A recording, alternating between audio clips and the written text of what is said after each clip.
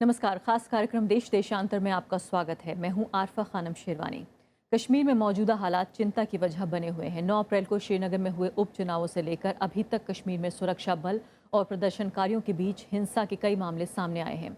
कश्मीर को नज़दीक से जानने वाले जानकार यहाँ तक कह रहे हैं कि मौजूदा हालात 90 के दशक जैसे प्रतीत होते हैं, जब कश्मीर में उग्रवाद अपने चरम पर था। कश्मीर के ताज़ा हालात को लेकर आज जम्मू में बीजेपी और पीडीपी नेताओं की बैठक भी हुई। इसमें मौजूदा हालात की समीक्षा की गई। बीजेपी और पीडीपी नेताओं के बयान से गठबंधन में मतभेद की खबरों की लिहाज से भी इसको अहम माना जा रहा है। उधर दूसरे राज्यों में कश्मीर छात्रों से मारपीट के मामले भी सामने आए हैं। आखिर किस दिशा में जा रहा है कश्मीर? क्या नीति है कश्मीर पर केंद्र सरकार की, या वाकई एक स्पष्ट नीति का अभाव साफ तौर पर देखा जा सकता है? मेरे साथ राजनीतिक मेहमानों में बीजेपी से गोपाल कृष्ण अग्रवाल मौजूद हैं, बीजेपी के स्पोक्सपर्सन हैं। कांग्रेस पार्टी से टॉम वडक्कन मेरे साथ मौजूद हैं।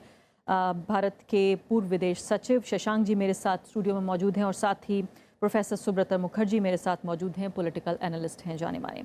सभी मेहमानों का स्वागत है। गोपाल जी, मैं आपके साथ शुरुआत करना चाहती हूँ कि क्या जिस तरह से आम भारतीयों को चिंता हो रही है, जानकारों को चिंता हो रही है, अंतर्राष्ट्रीय स्तर पर हम देख रहे हैं कॉलम्स लिखे जा रहे हैं कश्मीर पर, क्या बीजेपी को चिंता है? बिल्कुल, देखिए, बीजेपी का एक कोर इशू रहा है कश्मीर धारा 370 को लेना है। वो एक कोर इशू रहा है जिसपे हमारे जो फाउंडर है डॉक्टर श्यामा प्रसाद मुखर्जी का बलिदान हुआ था। तो कश्मीर एक हमारे लिए इमोशनल इशू है, सेंटिमेंटल उसमें अटैचमेंट है। उसके लिए हमारे सबसे बड़े नेता का बलिदान उस पर हुआ, और शुरू से चाहे अटल जी को देख लीजिए, तो हमारा बहुत फोकस है। और हम एक तरीके से कुछ बदलाव भी लाना चाहते थे। कश्मीर की पॉलिसी इतने सालों से ये समस्या, कहीं ना कहीं हम मानते थे कि कश्मीर में नेहरू जी जो पॉलिसी थी उसमें नेहरू जी ने कहीं ना कहीं कॉन्फ्लिक्ट क्रिएट कर दिया था, जिसका भुगत रहा है देश इतने सालों तक। नहीं, आपने चूंकि जिक्र किया धारा 370 का, ये बात बिल्कुल स्पष्ट है कि बीजेपी ये चाहती है कि धारा 370 हटाई जाए। नहीं, ऐसी बात, धारा 370 हटनी चाहिए, लेकिन और भी कई समस्याएं हैं। कश्मीर की समस्या को केवल एक धारा से भी नहीं हम जोड़ रहे। नहीं, क्योंकि आपने अपने जवाब में ये कहा, इसलिए मैंने इस बात को उठाया। मैं आपको कहा था आप कितना हम भाजपा उसको महत्व देते हैं। तो हमारे मैनिफेस्टो में धारा 370 का उल्लेख है। हमारे सबसे बड़े नेता का कश्मीर में बलिदान हुआ था। कश्मीर की समस्या के लिए जो उन्होंने नारा दिया, एक देश में 2 प्रधान 2 विधान और 2 निशान नहीं चलेंगे।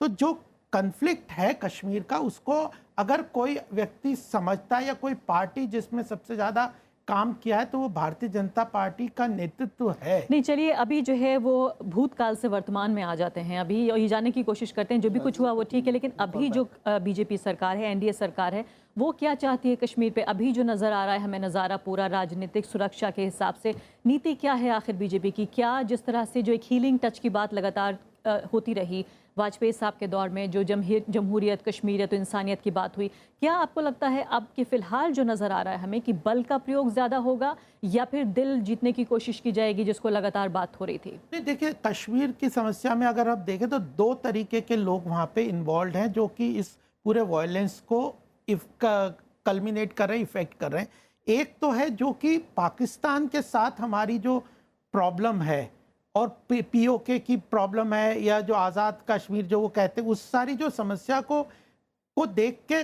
कश्मीर में जो इंटरफेरेंस है पाकिस्तान का, उसके कारण बहुत सारे समस्याओं को फ्लेयर अप किया जाता है। उसके कारण वो बहुत सारी चीजें, पाकिस्तान की मौजूदगी के सबब क्या अपने लोगों को, कश्मीरी जो नागरिक हैं भारतीय, क्या उनको कष्ट दिया जाएगा? नहीं, बिल्कुल नहीं। इसीलिए मैं कह रहा हूँ कि 2 पहलू हैं उसके। दूसरा है कि वहाँ के जो युवा हैं उनको रोजगार मिले, इकोनॉमिक डेवलपमेंट हो, वो देश की मेन धारा से इंटीग्रेट करें।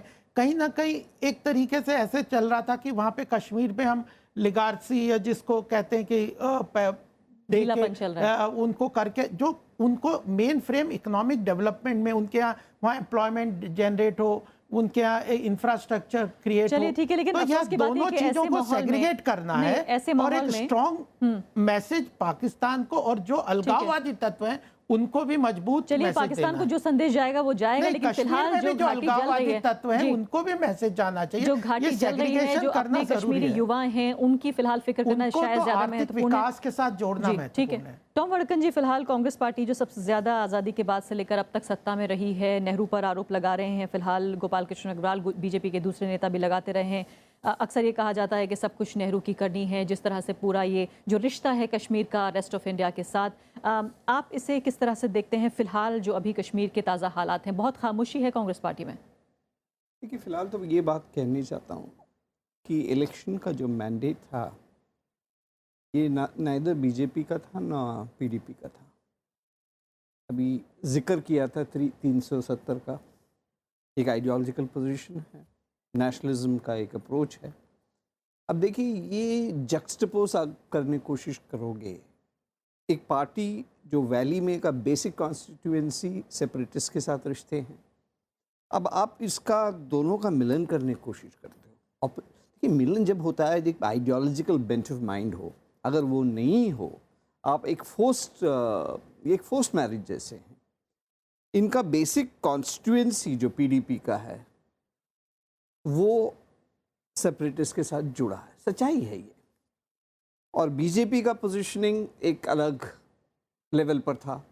अब ये लोग हर चीज़ पंडित नेहरू जी पर बोलेंगे। हिंदुस्तान का नींव जो पंडित जी ने रखा, आज हिंदुस्तान है पंडित जी के कारण। अब ये सच्चाई इनको जब समझ आएगा, जो हालात अभी कश्मीर में हो रहा है, आप कश्मीरी स्टूडेंट्स का किस्सा लीजिएगा कि आप इनका होम मिनिस्टर को ये कहना पड़ा कि भाई कश्मीरी भी हिंदुस्तानी हैं, उनको हर जगह जाना पड़ सकता है। कभी हिंदुस्तान में ये सिचुएशन कभी नहीं हुआ। तो ये कोलिशन आइडियोलॉजी का नहीं है, ये अपॉर्चुनिज्म का है। और अपॉर्चुनिज्म वर्ड स्ट्रॉन्ग है, मैं वो नहीं इस्तेमाल करने चाहता हूँ। अगर आप स्टेट काउंट करने चाहते हो कि भाई हमारा कश्मीर से लेकर कन्याकुमारी तक, अगर वो एक्सपेडिशन पर है, एक बड़ा लंबा फिशिंग ऑपरेशन है, तो देश को गवर्न करना है तो आपको हालात देखना होगा। अगर आप हालात को नहीं देखकर आप अपना फोकस ये रहेगा कि हेड काउंट, मेरा स्टेट जम्मू एंड कश्मीर है, मैं अभी हिमाचल पर अटेम्प्ट करूंगा, फिर कन्याकुमारी, तमिलनाडु, फिर केरला, ये होता नहीं है। तो यानी लोगों का दिल जीतना होगा। मैं जो समझ पा रही हूँ वो आप ये कह रहे हैं कि सिर्फ इस जिद में कि भारत के जितने हिस्से पर जो है वो बीजेपी राज कर जाए वो अच्छा होगा। तो क्या आप ये कह रहे हैं कि सीधे तौर पर ये बीजेपी पीडीपी गवर्नमेंट जो है, ये क्या कहीं ना कहीं समस्या की जड़ है? क्या ये एक वजह है समस्या की? बिल्कुल यही है वजह। ट्रिगर ऑफ होता है क्योंकि उनका कॉन्स्टिट्यूएंसी है, वो हार्ड मेजर्स ले नहीं सकते। मैं समझता हूँ आने वाले कुछ दिनों में उनको प्रेसिडेंट्स रूल डिक्लेयर करना होगा। जब कांग्रेस पार्टी सरकार बना सकती है स्थानीय पार्टियों के साथ मिलकर जम्मू कश्मीर में, तो बीजेपी क्यों नहीं बना सकती? देखिए, बीजेपी और स्थानीय पार्टी जो आइडियोलॉजिकली डिफरेंट है, माननीय मुख्यमंत्री का जो फादर था, वो थोड़ा उनका एलॉबरेट थिंकिंग था, उनका थिंकिंग अप्रोच था। इनका अप्रोच इंडिविजुअली, उनका जो लिंकेजेस हैं, जो उनका कॉन्स्टिट्यूएंसी है, उस पर वो कुछ होने नहीं देंगे। हार्ड मेजर्स की बात है, लोगों का दिल जीतना है तो हार्ड मेजर्स भी लेना होगा, सॉफ्ट मेजर्स भी लेना होगा। बट कॉन्स्टिट्यूएंसी एसेंशियली इनका सेपरेटिस्ट के साथ लिंक है। तो वो लिंक जब तक आप तोड़ोगे नहीं, वहां पीस आ नहीं सकता। जल्दी से, बहुत जल्दी से एक छोटे बात है कि कश्मीर की समस्या पे हम रुक नहीं सकते, वहां पे आगे बढ़ना पड़ेगा। जब जो एग्जिस्टिंग सिचुएशंस थी वो इतनी कॉम्प्लिकेटेड थी, तो उसी को ही कंटिन्यू तो कर ही नहीं सकते ना। कुछ तो आपको चेंज लेके बढ़ना पड़ेगा। लेकिन ये कैसा बदलाव है? नहीं, बदलाव आखिर आप जो पॉलिसीज में जो इतने सालों से हमने एक्सपेरिमेंट कर लिया, क्या हुआ? इंटीग्रेट हुआ क्या कश्मीर देश में? और धीरे धीरे आज जो सिचुएशन हुई, आपने 60-70 साल में, लेकिन ये भी हालात नहीं थे। अगर इंटीग्रेट नहीं हुआ था तो ये भी हालात नहीं थे। अभी तो हमें अभी कितना टाइम हुआ है भाजपा को? लेकिन इंटीग्रेशन के संकेत भी तो नहीं मिल रहे। इंटीग्रेशन के संकेत जब आप ये जो अगर ये जो डिफरेंसेस देख रहे हैं, ये कहीं ना कहीं आप उस पॉलिसीज को चेंज तो कर रहे हैं ना। चलिए राजनीतिक बहस से बाहर निकलते हैं और उन लोगों से बातचीत करते हैं। दो खास मेहमान मेरे साथ यहाँ मौजूद हैं जिन्होंने कश्मीर को बहुत बारीकी से देखा है, न सिर्फ कि घरेलू स्तर पर बल्कि एक अंतर्राष्ट्रीय स्तर पर, विदेश नीति के स्तर पर भी कश्मीर को देखा है। शशांक जी, ये बताइए, फिलहाल के 90 का दशक हमने देखा, उसके बाद 2010 में भी हमने देखा कश्मीर की सड़कें जो हैं वो वादी पूरी तरीके से जल रही थी। अब 2017 हम देख रहे हैं। पहली बात तो क्या बुनियादी फ़र्क है तीनों में, और फिलहाल जो मौजूदा हालात हैं आप इसे किस तरह से हमारे दर्शकों को समझाने की कोशिश करेंगे? आखिर कश्मीर किस दिशा में जा रहा है? एक तो हम लोगों का लोकतांत्रिक देश है, प्रजातंत्र है, तो जो पॉलिटिकल पार्टीज़ हैं उनके अपने इंटरेस्ट हैं। देश का इंटरेस्ट या किसी स्टेट का इंटरेस्ट थोड़ा सा कुछ मायनों में सब्सिडियरी हो जाता है। पीस चाहते हैं, डेवलपमेंट चाहते हैं, इसमें कोई शक नहीं है। लेकिन अगर उनको पार्टनर चुनना है तो आपस में पार्टनर चुनने की जगह वो मियां मुशर्रफ को चुनेंगे, नवाज़ शरीफ को चुनेंगे। वो सोचते हैं कि वो बेहतर हैं, उनसे शायद दोस्ती करी जा सकती है या शी जिनपिंग से करी जा सकती है। लेकिन आपस में जो है, तो एक तो ये मैं सोचता हूँ कि कश्मीर में हर बार जो है जो कोalitions बनती रही हैं वो इसलिए बनती रही हैं कि किसी तरीके से पहले वाली सरकार को नीचे दिखाया जाए और कैसे हम आगे अपने अपने तरीके से ऐसे बढ़ेंगे कि दूसरे को उसमें ज़्यादा नहीं कुछ में तारीफ़ मिलेगी। दूसरी बात मैं कहूँगा कि जो पाकिस्तान के साथ में अटल जी ने जिस समय आगे बढ़ने का प्रयास किया था, उस समय पाकिस्तान बहुत दबाव में था, पूरी विश्व शक्तियों के, चीन से भी दबाव पड़ रहा था उनके ऊपर भारत के साथ में रिश्ते सुधारने के लिए। ऐसे समय में अटल जी ने कहा कि हम हीलिंग टच देंगे, बाम लगाएंगे कश्मीर के मसलों पे। मुशर्रफ साहब के साथ में उन्होंने बात थोड़ी आगे शुरू करी। मुशर्रफ आर्मी के भी चीफ थे, तो पाकिस्तान आर्मी को भी उसमें साथ में मिलकर चलना था। वो सब बातें पिछले 10-12 साल में सब ख़त्म हो चुकी हैं। एक तो पाकिस्तान को फिर से लगने लगा कि अफ़गानिस्तान में उनकी बहुत अहम भूमिका है, चाहे अमेरिका हो, चाहे चीन हो, चाहे रूस हो, सबको पाकिस्तान को अपना साथी बनाना होगा। शशांक जी, थोड़ा सा आपको वापस मैं लाना चाहती हूँ कि ये बताइए, फिलहाल बीजेपी सरकार बड़ी सुविधाजनक तरीके से कहती रही है कि सारी करनी पाकिस्तान की, हमने कुछ नहीं किया है। ये मुझे बताएं कि इस पूरी समस्या को अगर एक नज़र में हम देखने की कोशिश करें, कितना हिस्सा समस्या का पाकिस्तान का नज़र आता है और कितना हमारी घरेलू समस्या है? देखिए, दोनों इस तरह लिंक्ड हैं। अब हमारे जितने भी नेता हैं कश्मीर के, चाहे वो हुर्रियत के हों, चाहे वो पीडीपी के हों या नेशनल कॉन्फ्रेंस के हों, सब के सब चाहे पाकिस्तान में जो बैठे हुए लोग हैं उनके दबाव में रहते हैं। एक तो हमने कह रखा है कि अगर कश्मीर की कोई लड़की कोई शादी करती है किसी पाकिस्तानी नागरिक के साथ में, पीओके के, तो वो अपना भारतीय नागरिक बन जाएगा, कश्मीर का नागरिक, जेएंडके का नागरिक बन जाए। तो मतलब कभी भी वो यहाँ आ सकते हैं और डायरेक्टली इन्वॉल्व हो सकते हैं कश्मीर की पॉलिटिक्स में। दूसरा ये है कि वहाँ से फ़ोन आ जाता है कि देखिए आपका वो घर जलने वाला था या आपका स्कूल जलने वाला था जी, आपके बच्चों को कोई उठा के ले जाता जी वहाँ से, तो और फिर वो हो जाता है। तो जितने भी ग्रुप्स हैं, चाहे प्रो हों चाहे एंटी हों, मैं कहूँगा कि सब के सब पीछे से इतने डरे हुए हैं, इतने वो आगे कोई इनिशिएटिव जो लेते हैं उसको परस्यू नहीं कर सकते हैं।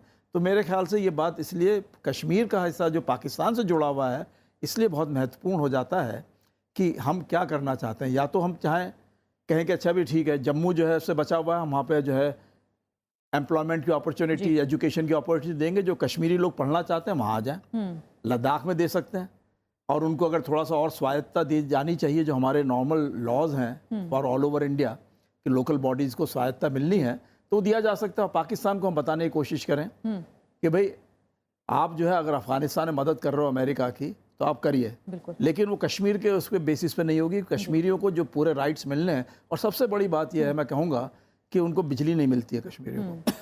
पानी हम सारा पाकिस्तान को देते हैं। पंजाब हमारा और हरियाणा लड़ते रहेंगे, दिल्ली भी लड़ता रहेगा, लेकिन वो हम पानी यूज इस्तेमाल नहीं करेंगे, पाकिस्तान को देंगे। प्रोफेसर सुब्रता मुखर्जी, ये बताइए फिलहाल की अभी मौजूदा जो एनडीए सरकार है उसकी नीति आपको क्या नजर आ रही है? क्या कोई स्पष्ट नीति नजर आती है?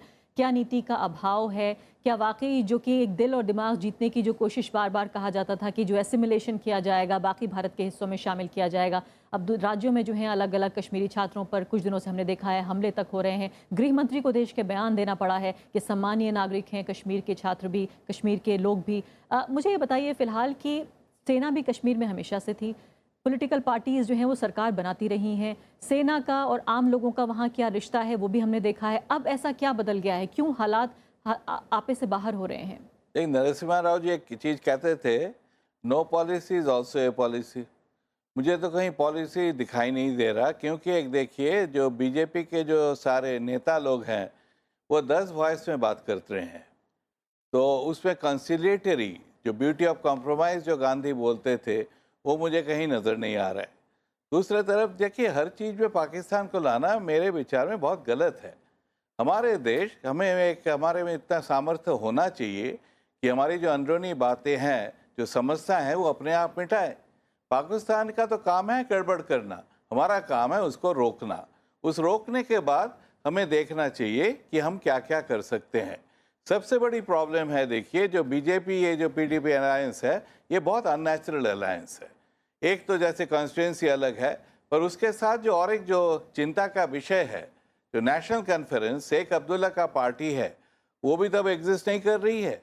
7% वोट होता है, 3.5 से 14 ज़्यादा वोट लेके एक आदमी मेंबर ऑफ पार्लियामेंट होते हैं, तो लेजिटिमेसी कहाँ है? और ये जो सारे बातें हैं, रोजगार कर देंगे सबके, तो पूरा हिंदुस्तान की समस्या है।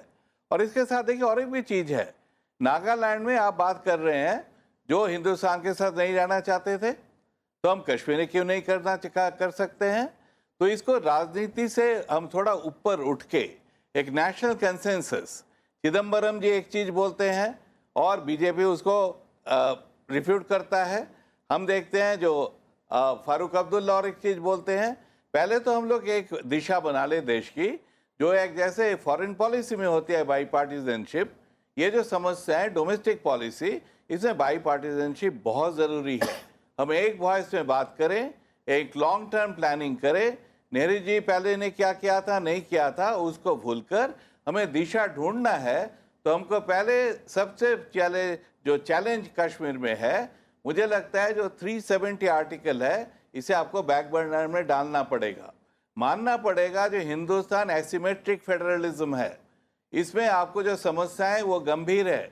इस देश में 10 किलोमीटर में हर कुछ बदल जाता है, तो उसको मानकर आपको आगे देश को ले जाना पड़ेगा। लेकिन यहाँ बीजेपी के प्रवक्ता कह रहे हैं कि भाई हमारे तो ये बात सही है कि जो उनके स्टार जो एजेंडा है उसमें शामिल है। अगर 5 टॉप एजेंडा देखा जाए बीजेपी का, उसमें धारा 370 शामिल है, तो कैसे वो अपनी जो बुनियादी नीति है उससे कैसे अलग हो जाएंगे? देखिए, बुनियादी नीति से हटना पड़ता है। मैं एक आप उदाहरण दूं, अन्नादुराई बहुत बड़े स्टेट्समैन थे। डीएमके का ये नीति था कि हिंदुस्तान से अलग हो जाएंगे। 62 के लड़ाई हुई चीन के साथ, उन्होंने पूरा चित्र बदल दिया और बोले ये कभी नहीं होगा, हम हिंदुस्तान के साथ ही रहेंगे। तो हर पॉलिटिकल पार्टी को बढ़ना होता है, बदलना होता है। और उसके एक साथ और बहुत महत्वपूर्ण सवाल पूछूंगी बहुत संक्षेप में, क्योंकि यहाँ भी सवाल पूछने दूसरे मेहमानों से। मैं ये जानना चाहती हूँ कि अभी पिछले दिनों में, पिछले 2-3 साल में जो लगातार देखा जा रहा है, जब से बीजेपी सरकार में आई है, बीजेपी के नेता या फिर समर्थकों को हम देखें, एक तरह का राष्ट्रवाद जो है वो कश्मीरी जनता या कश्मीरी राज्य के खिलाफ हमें उभरता हुआ नजर आ रहा है। क्या आप वो देख पा रहे हैं? कितना खतरनाक है ये? आप मुझे पूछ रहे हैं? जी। ये खतरनाक तो है। देखिए, हमारी जो पूरा जो चीज है, यूनिटी इन डाइवर्सिटी, विंसेंट का जो पूरा स्टेटमेंट है उसके ऊपर है। इसलिए मैंने कहा आपको हर चीज बदल जाता है, इसको मान को हमको आगे ले जाना पड़ेंगे। मैं आपको एग्जाम्पल दूं, गांधी जी के हिंद स्वराज पढ़िए आप।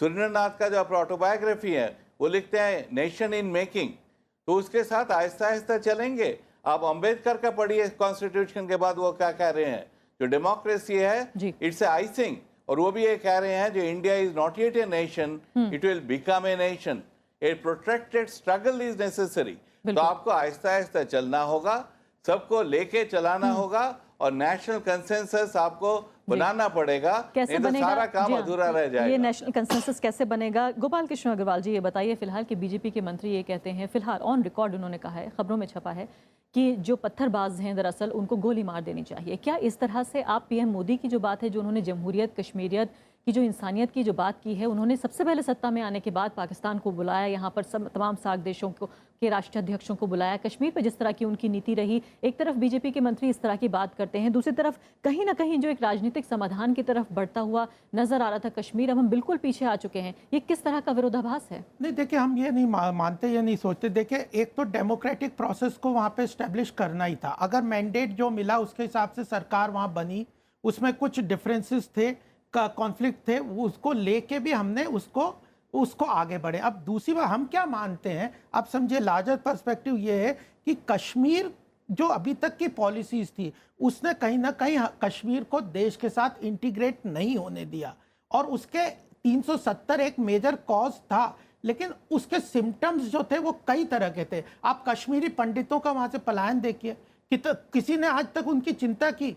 आर्टिकल 35 के अंदर कितने लोग हैं जो पार्टीशन के टाइम कश्मीर में गए, उनको सिटीजनशिप नहीं मिल रही, उनकी समस्याओं को किसी ने चिंता की? मैं और बता रहा हूं, नहीं, एक और बात, कश्मीरी ऑटोनॉमी की बात कर रहे हैं आप, जो है धारा 3 रहे हैं, क्या बलपूर्वक कोई काम हो सकता है? नहीं, मेरी एक और बात है, मैं बता रहा हूं केवल एक चीज। आप माइनॉरिटी कमीशन का इश्यू देखिए, कश्मीर में माइनॉरिटी स्टेटस किसको मिल रहा है? तो आप ये प्रॉब्लम्स को कहीं आप ना डिस्कस करेंगे, न उनको समझेंगे, उनकी डेप्थ में जाएंगे। माइनॉरिटी कमीशन का कितना बड़ा इशू है कि वहां पे आप माइनॉरिटी स्टेटस किसे दे रहे हैं? आप कश्मीरी पंडित के लिए कोई चिंता नहीं कर रहे। आपने तो हमारा ये तो मानना है, कश्मीरी पंडित मामले से फिलहाल की जो मौजूदा स्थिति है उसका क्या लेना देना है? पॉलिसी की आपने नहीं, बात की है गोपाल जी, ये कि क्यों देखिए, समझ में एक नहीं तो आता है कि कि आप अभी स्टोन पेल्टर्स को कैसे रोक देंगे। एक विपक्षी पार्टी होने का एक अलग तरीका है। आप सरकार हैं, आप भारत अगर सरकार हैं। स्टोन पेल्टर्स को केवल रोकने की समस्या हो तो फिर तो आप फुल फोर्स करके उनको रोक सकते हैं। वो नहीं है, उसका इंटीग्रेशन चाहिए राष्ट्र के साथ। वो उसको यह इस बात को ये आइसोलेटेड एक इंडिपेंडेंसी की बात उनके दिमाग से चलिए, मैं दो निकलनी प्रिसाइज चाहिए। सवाल आपसे पूछना हाँ। चाहती हूँ। पहली बात कि जो बीजेपी के मंत्री हैं उन्होंने स्टोन पेल्टर्स को गोली मारने की बात कही, क्या आप इस बात से सहमत हैं या नहीं? नहीं, दूसरी बात, ह्यूमन शील्ड की बिल्कुल। तरह जो इस्तेमाल किया गया, जो हमारे ठीक है। आधिकारिक बयान है वो यह है कि कश्मीर के युवाओं को जो दिग्भ्रमित किया गया है उनको वापस करेक्ट लाएंगे। करो। उन लोगों को, ये तो उनके मिसयूज्ड है, एक्सप्लॉइटेड लोग हैं, इनको हमें अपने मेन फ्रेम में लाना है। सुरक्षा बलों की जीप पर जो है ह्यूमन शील्ड का इस्तेमाल करना, क्या आप बिल्कुल, सहमत उसके हैं इस लिए बात से? इन्वेस्टिगेशन के लिए आर्मी ने कह दिया है, हम उसको ठीक नहीं मानते। अगर वो सच है तो उसको रखना चाहिए और इन्वेस्टिगेशन करना चाहिए। आइसोलेटेड इंसिडेंट्स को सरकार की पॉलिसी से कभी नहीं रिलेट कर ठीक है, सकते। चलिए, अच्छी और बात है, उनको आपने कम हम से कम मना अपनी कर रहे हैं, वो असहमति गलत जताई। है। टॉम वड़क्कन जी, ये बताइए, फिलहाल के पिछले 7 दशकों में लगातार जो कश्मीर जो है, जो कहीं ना कहीं एक बारूद पर रखा हुआ राज्य, की जरा सी चिंगारी मिल जाए, उपचुनाव की कोई बात हो जाती है, कोई पत्थरबाजी शुरू हो जाती है, सड़कों पर जो है हम देखते हैं किस तरह से अंतर्राष्ट्रीय स्तर पर जो है कवरेज मिलता है कि भारत में एक राज्य ऐसा है जहां इस तरह की स्थिति है। क्यों कांग्रेस पार्टी ने जो है अधर में लटका के रखा 7 दशकों तक कश्मीर राज्य को? क्यों किसी राजनीतिक समाधान की तरफ आगे नहीं बढ़े? देखिए, जम्मू एंड कश्मीर का इशू देखोगे तो इसमें भारतीय जनता पार्टी का एक महत्वपूर्ण रोल है। उनका पोजीशनिंग था 370 को लेकर। कांग्रेस पार्टी अभी लेटेस्ट इवेंट है, इन्होंने ऑल पार्टी मीट ले गया था, कांग्रेस पार्टी भी थे, बाकी पार्टियों भी थे, और हमने कभी मेनलाइन थिंकिंग से हटकर भारतीय जनता पार्टी के जो ये था कि सेपरेटिस्ट के साथ आप मत मिलिए, और नहीं मिला। देखिए, जैसे हम पैनलिस्ट कह रहे थे कि कहीं ना कहीं समझौता करना जरूरी है, और ये समझौता एक ऑल पार्टी एक्टिविटी होना चाहिए। ये नहीं कि कांग्रेस अकेला कुछ कर सकता है या फारूक अब्दुल्ला जी कुछ कर सकता है। ये जब तक आप एक नेशनलिस्ट पॉइंट ऑफ व्यू से पॉलिसी लाइन ना अडॉप्ट करें। क्या 70 साल कम थे इसके लिए? नहीं थे। हमारे साथ किसने कॉपरेट किया? जब भी वो बात होता था, वाजपेयी जी का एक कह रहा था वो एबरेशन था, उसको छोड़कर इनका पोजीशन बड़ा स्ट्रांग था। यही लाइन कि भाई कश्मीर, अरे कौन कह रहा है कश्मीर अलग है? कश्मीर हमारे बात नहीं, जनता ने मैंडेट आपको दिया सरकार बनाने का, और आप ये कह रहे हैं कि बीजेपी की वजह से या दूसरी पार्टियों की वजह से आप जो है कश्मीर समस्या का समाधान नहीं कर पाए। कश्मीर इश्यू कॉम्प्लेक्स है, कोई ये नहीं कह रहा है कि एक सिंपल सोल्यूशन है। वहाँ प्रॉब्लम है, एक तो आपका जो स्पेशल स्टेटस दिया गया है, और जब गुलाम नबी आज़ाद थे तो वो स्पेशल स्टेटस कहाँ से आया? नहीं, स्पेशल स्टेटस आपको ग्राउंड रियलिटी रियलाइज करना होगा। अभी यहाँ तमिलनाडु का इशू था। चलिए, मैं माफ कीजिएगा, मेरे पास समय बिल्कुल समाप्त हो गया। 20 सेकंड में शशांक जी ये बताइए, आगे 3 पॉइंट में क्या सोल्यूशन होना चाहिए, क्या हल होगा कश्मीर का? एक तो जो लोग स्टोन पेल्टर्स हैं, चाहे भ्रमित हों चाहे इच्छा से कर रहे हों, उनको एक चॉइस देनी चाहिए कि वो स्टोन पेल्टिंग नहीं अलाउड होगा। अब लद्दाख में पढ़ना चाहते हैं, जम्मू में पढ़ना चाहते हैं, या बाहर जाना चाहते हैं किसी और प्रदेश के अंदर, भारत के अंदर ही, और अपने पढ़ाई करें, काम करें, तो कम से कम जो है, जो मैन पावर उनको पाकिस्तान को फ्री में मिली हुई है, पीछे से धमकाने के लिए, पीछे से उनको भ्रमित करने के लिए, वो कम हो जाएगी। दूसरा, पाकिस्तान के साथ में कोशिश करें कि आगे हम बढ़ सकते हैं। साथ में चीन को जो हमने अपना इस समय मेन दुश्मन बना लिया है NSG के मसले पर और मसूद अजहर के मसले पर, उनसे कहें कि भाई ठीक है, हम कोशिश कर रहे हैं अपना शाहबहार पोर्ट को और अपना ट्राइलेटरल हाईवे म्यांमार के थ्रू बनाने का, लेकिन आपके भी जो प्रपोजल्स हैं, BCIM हो या CPEC हो, हम साथ में मिलने को तैयार हैं। आप पाकिस्तान को शांत रखिए, नहीं तो वो टेररिस्ट सेंटर बनता जा रहा है, आपके लिए भी, हमारे लिए भी, और पूरे एशिया के लिए। बहुत बहुत शुक्रिया सभी मेहमानों को। साफ तौर पे कमोबेश यहाँ मेहमानों की राय जाहिर हो रही है कि 3 साल हो गए NDA सरकार को, लगभग 3 साल, उसके बावजूद भी कश्मीर पर कोई स्पष्ट नीति फिलहाल नजर नहीं आती है। उम्मीद हम ये कर सकते हैं कि फिलहाल कोई नीति, कम से कम नीति निर्धारण हो, आगे नजर में ये आए कि अब कश्मीर मसले का कोई तो हल निकले। फिलहाल अभी के लिए इतना ही। नमस्कार।